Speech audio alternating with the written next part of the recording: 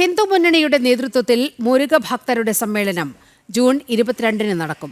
തമിഴ്നാട് മധുരയിൽ നടക്കുന്ന പരിപാടിയിൽ ഉത്തർപ്രദേശ് മുഖ്യമന്ത്രി യോഗി ആദിത്യനാഥ്, ആന്ധ്രാപ്രദേശ് ഉപമുഖ്യമന്ത്രി പവൻ കല്യാൺ തുടങ്ങിയവർ പങ്കെടുക്കും.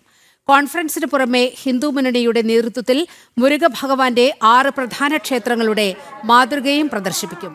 കേരള, തമിഴ്നാട് തുടങ്ങി വിവിധ സംസ്ഥാനങ്ങളിൽ നിന്നുള്ള ഭക്തർ പരിപാടിയുടെ ഭാഗമാകും.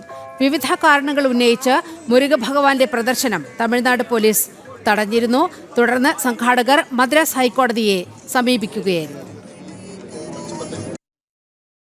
வருகின்ற ஜூன் 22ஆம் தேதி மதுரை பாண்டியர் கோயிலுக்கு அருகில் அம்மா திடலில் முருக பக்தர் அப்படி மாநில மாநாடு மிக பிரமாண்டமான அந்த மாநாடு நடைபெறுகின்றது. அந்த மாநாட்டை ஒட்டி வருகின்ற 13ஆம் தேதி அங்கே ஒரு அருள்காட்சி துவங்கப்படுகின்றது.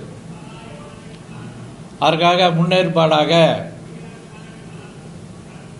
நேற்றைக்கு 6 படை முருகன் வீடுகளில் இருந்து 6 வேலானது இங்கே மதுரைக்கு கொண்டு வந்து இந்துவனுடைய அலுவலகத்திலே அதற்கான யாகம் நடந்து கொண்டிருக்கின்றது.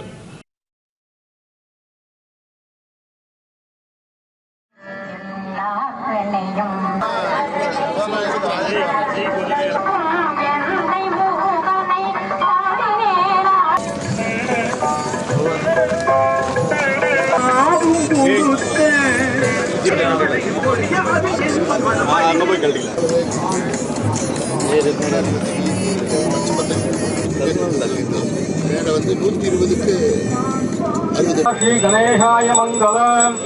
சிவதனையோர் கங்கை முடிமேல் உள்ளம் புகுந்ததனால் நாயரே திங்காம் சீவத்த சமாய் ஆரோக்கியம் தன்னம் தானியம் அப்படியே வந்து இருக்கையில் அமர்ந்து கொள்ளலாம்.